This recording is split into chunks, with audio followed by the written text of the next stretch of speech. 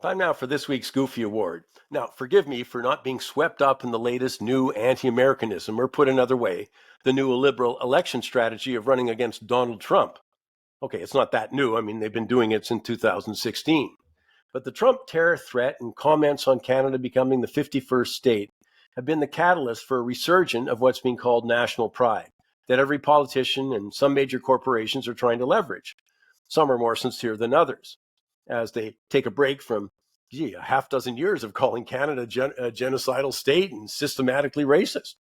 Now, I wouldn't dare get in front of that national freight train, but there are limits to my willingness to overlook some blatant hypocrisy, which brings me to the Goofy Award. I'm specifically referring to all the calls for Team Canada, the Team Canada approach. And my goodness, woe be to anyone who upsets that narrative. But with apologies, I can't suspend my critical thinking capacity so that politicians can wrap themselves in the maple leaf in the hope of gaining political advantage. So let's get right to it. Team Canada? Really? In a country where an electrician or plumber can be certified in one province but not allowed to work in another?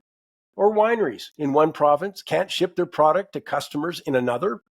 We have inconsistencies between provinces and federally inspected meat processing regulations. There are different educational requirements in professions like social work or nursing, some skilled trades, the legal field. My point, when it comes to interprovincial trade, hey, where's the Team Canada? There is none, despite the fact that according to the International Monetary Fund, the barriers cost the Canadian economy as much as $161 billion per year. Some estimates go as high as $200 billion, far more than the Trump tariffs are going to cost. But clearly, there's been no political gain in going after our internal trade barriers. And until they do, please spare me the Team Canada mantra.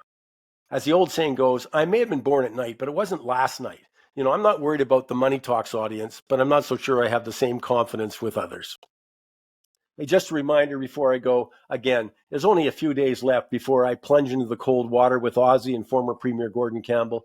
But the bottom line is this: it's easy to help. All you have to do is make a donation to Mike's Money Talk. No, make the donation to Money Talks Plunge. Sorry, moneytalksplunge.com, moneytalksplunge.com. And hey, if you're brave enough, you can join us in that icy cold water.